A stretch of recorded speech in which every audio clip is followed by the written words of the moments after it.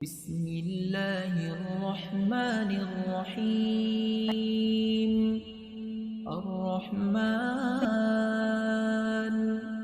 अल्लमल कुरआन खलक़ल इंसान अल्लमहुल बयान।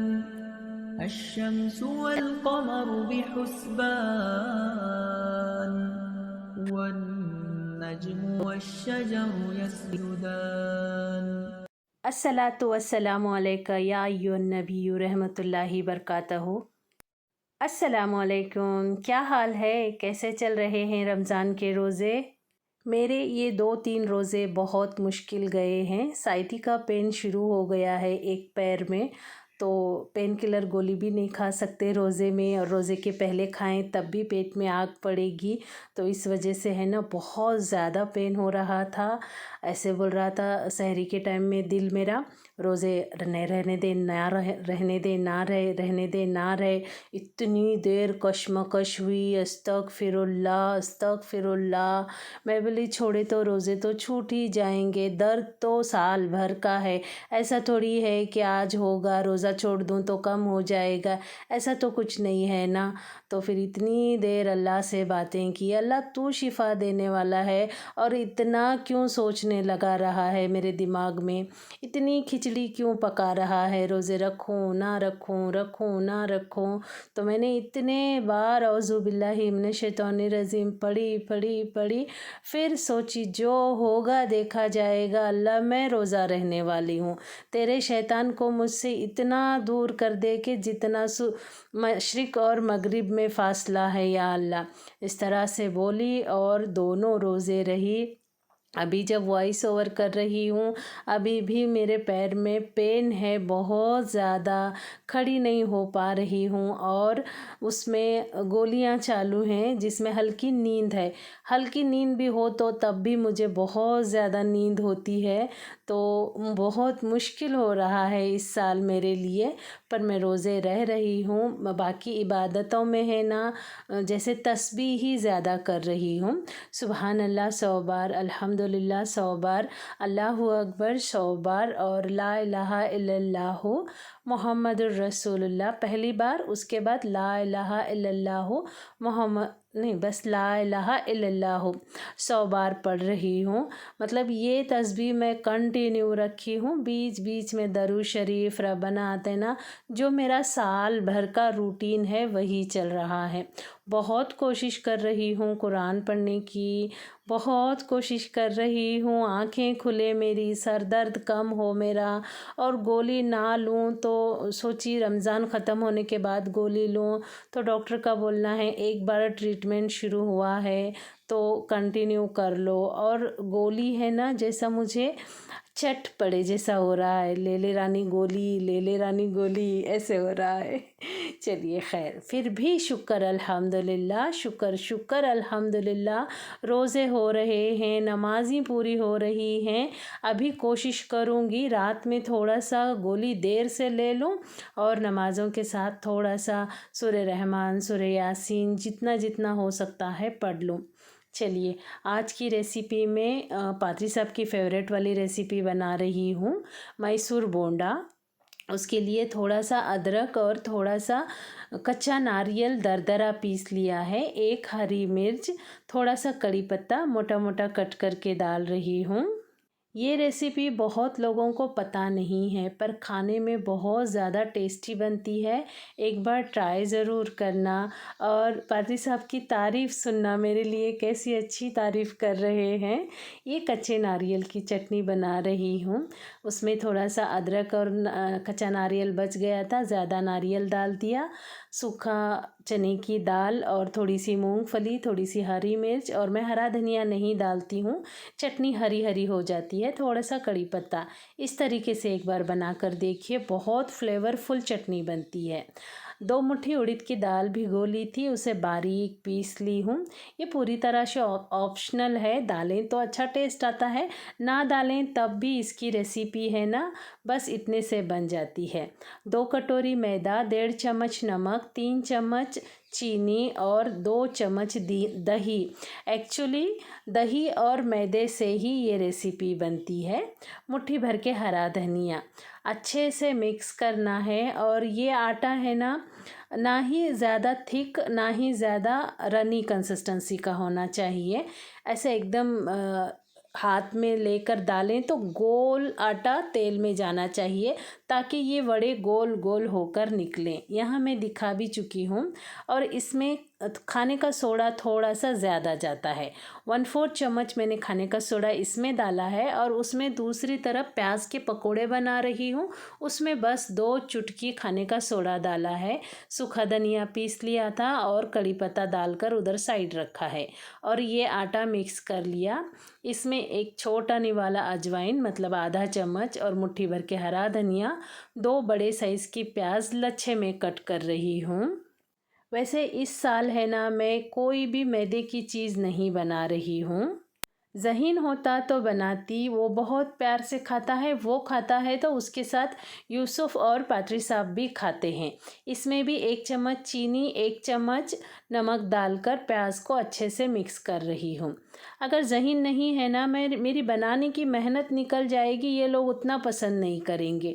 इसलिए सादा सीधा मेरे लिए जो लगता है ना वही खाना बना रही हूँ। इसमें कम आटा डालकर जितना प्याज का रस छूटता है उतने में बनाएंगे ना, बहुत क्रिस्पी बनेंगे भजे। और मेरे घर में वो नहीं पसंद करते हैं, थोड़ा सा पकड़ों के साथ आटा भी होना चाहिए, तो इसलिए मैंने थोड़ा सा आटा थोड़ा सा पानी मिक्स करके रखा है। और वो पकोड़े हैं ना, 5-10 मिनट के लिए भी रखना नहीं है, जस्ट मिक्स करके बनाना शुरू करना है। पर मेरे पास टाइम था और मैं थोड़ा ये रेसिपी भी पहले बनाना चाहती थी, इसलिए रखी हूँ। आप ना रखें, जैसे ही मिक्स करें बना लें। गाजर को तेल में पहले डाला है क्योंकि थोड़ा सा सॉफ्ट हो जाए। बाकी सब्जियां आप देख रहे हैं, एक छोटा निवाला तिल और एक छोटा चम्मच अदरक लहसुन का पेस्ट। ये मतलब नूडल्स का ही तड़का चल रहा है। मैं अभी ग्लूटेन एलर्जी हुई है तो गेहूं से बने, मैदे से बने बेकरी आइटम सब टोटल ज़ीरो कर दी हूँ। मैं एक गेहूं का दाना भी अभी तक मुंह में नहीं डाली हूँ। बस मैं भी तो कुछ खाऊं ना जी, इतना थोड़ा थोड़ा खा के है ना मैं भी परेशान हो गई हूँ। मेरी मतलब डाइट इतनी कम हो गई है, बस उसी में से चूज़ करके खाना है। ये कल आलू टिक्की बनाई थी तो एक टिक्की बच गई थी और शामी कबाब थे तो मैंने इसको इसमें मिक्स कर लिया है। अगर डाइट कर रहे हैं तो एक कटोरी ये खा लेंगे ना तो माशाल्लाह से पेट भर जाएगा। सब्जियां एकदम परफेक्ट हैं, एक छोटी रोटी के साथ लंच हो जाएगा। काफ़ी अच्छा बना था, पर बच्चे करते हैं ना जी, सब उसमें के पीसेस खा लेते हैं और बाकी सब्जियां छोड़ देते हैं। मेरा यूसुफ गाजर और पत्ता गोभी खाता है, शिमला मिर्च छोड़ देता है, ज़हीन तो सब कुछ छोड़ता है। ये देखिए, ये आटा इस तरह से गोल छोड़ना है। ये मैसूर बोंडा है, जैसे ही तेल में जाते हैं ऐसे फूल के ऊपर गुब्बारे की तरह आते हैं। बहुत टेस्टी बनते हैं, चटनी के साथ खाने में इतने अच्छे लगते हैं। जितने गरम में अच्छे लगते हैं ना, उतने ठंडे होने के बाद भी अच्छे लगते हैं। डिटेल रेसिपी अभी भी दे ही रही हूँ और भी डिटेल से पहले भी दे चुकी हूँ। और ये देखिए प्याज के पकोड़े, थोड़ा सा आटा आटा है ना इसमें, तो ये पकोड़े नरम होते हैं, खाने में अच्छे लगते हैं। मतलब नरम मतलब पूरे गिलगिले नरम नहीं, काफ़ी अच्छे नरम होते हैं। सैंडविच है ना, तुम्हारे जैसा दुनिया में कोई नहीं बना सकता। Thank you thank you.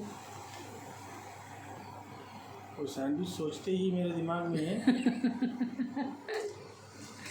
मुँह में पानी चलो आ जाता। मैं दिमाग में पानी छूटना शुरू होते, मुंह में तो बाद में आते। पात्री साहब मार्केट से कुछ खाकर आते हैं, उतना अच्छा नहीं लगता है तो घर में वही रेसिपी दोबारा बनवाने लगाते हैं। तो कहीं कभी कुछ अच्छा लगता है ना तो वो आकर बोलते हैं रानी वो ऐसा था वहाँ पर बोलकर। और पात्री साहब को मेरे हाथ के खाने बहुत ज़्यादा पसंद हैं। और मतलब लिटरली क्या बोलूँ मैं आपको, आप मेरी रेसिपी ट्राई करिए, आप भी सच में ऐसी ही तारीफ़ बटोरेंगे। क्योंकि मुझे पूरा यकीन है, सिर्फ नमक और मिर्च आप अपने हिसाब से डालें, अपने घर वालों के हिसाब से। यहाँ देखिए देखिए मैं चावल रोटी पालक की भाजी आलू की सब्ज़ी लेकर बैठी हूँ। लिटरली मैं खा नहीं पाई जी। पकोड़े खा ली प्याज वाले, ये मैसूर बोंडा नहीं खाई क्योंकि वो मैदे का है। और ये चिली शामी कबाब खा ली मैंने। बाद में मैंने है ना 8 बजे के आसपास मोटे चावल की पुलाव, हम लोग बिरयानी बोलते हैं, बनाकर तब खाई तो तब सुकून मिला मुझे। और अब डिसाइड करी हूँ खिचड़ी या तो बिरयानी बनाकर ही खाऊंगी, ऐसे नहीं खाऊंगी। 2 लोग ही रोज़ा थे तो मस्जिद में वो प्लेट भेज कर दी। जैसे ही औज़ु बिल्लाहि मिनश शैतानिर रजीम पढ़ी, एक काम फ़ैन लगाओ जी। फिर दूसरी बार औज़ु बिल्लाहि मिनश शैतानिर रजीम पढ़ी, फिर दूसरा काम। फिर थोड़ी देर सुकून से बीच में रुक गई मैं, इनका सारा काम होने दो उसके बाद दुआएं पढ़ूंगी बोलकर। उसके बाद दुआएं पढ़ ली। यूसुफ़ को बोले तो थोड़े थोड़े ही दुआएं मांगता है, तो फिर उसके लिए पूछी तू अपने लिए हिदायत मांगा क्या? हाँ अम्मी मांगा। नीट के पेपर के लिए आसानी मांगा क्या? हाँ अम्मी मांगा। भाईजान के लिए क्या मांगा? उनकी तबीयत अच्छी रहो, उनको ऐसा रहो। फिर बोली उनको पीजी में गवर्नमेंट की सीट मिलन दे, ऐसा मांग बेटे। उनके लिए सारे माहौल अच्छे रहेंदे, उनके टीचर सब अच्छे रहेंदे, और तुम दोनों के लिए बहुत नेक और अच्छी खूबसूरत बीवी मिलन दे। ये सब मांगना है। हाँ अम्मी ये सब मांगना है क्या? हाँ। फिर पूरा दस्तरखान हमारा हमेशा ज़िंदगी में ऐसा ही भरा रहे, हमको भी इतना दे अल्लाह कि हम दूसरों को भी दे सकें। ये सारी दुआएं उसे सिखा रही हूँ, ये भी मांगना है, ये भी मांगना है बोलकर। और जो भी दिल में जो कुछ होता है, छोटी से छोटी चीज़ बेटे, अगर सुई नहीं मिल रही है तब भी अल्लाह को बोलना है, अल्लाह मुझे सुई नहीं मिल रही है, ज़रा दिखा दे अल्लाह, कहाँ है ढूंढ के दे दे अल्लाह। ऐसी छोटी छोटी चीज़ें भी सारी दुआओं में मांगना है बेटे बोलकर बता रही हूँ। तो वो बोल रहा है हाँ अम्मी कल से मैं पूरे अच्छे से दुआएं मांगूंगा। उसके बाद बोली जो भी तुमको मैं अरबी में दुआएं याद कराई हूँ ना बेटे, वो सारी सारी दुआएं भी पढ़ लेने का, और भी अल्लाह से दिल की सारी बातें कर सकते हैं जो दोस्तों से करते हैं। और मतलब कोई चीज़ बुरी लगी तो भी अल्लाह को बोलने का, कोई चीज़ अच्छी लगी तब भी अल्लाह का शुक्र अदा करने का। तो तब उसको दुआओं का थोड़ा सा भंडार बना कर दी, तो उसको अब पता चला कि हाँ ऐसे भी दुआ मांगना चाहिए।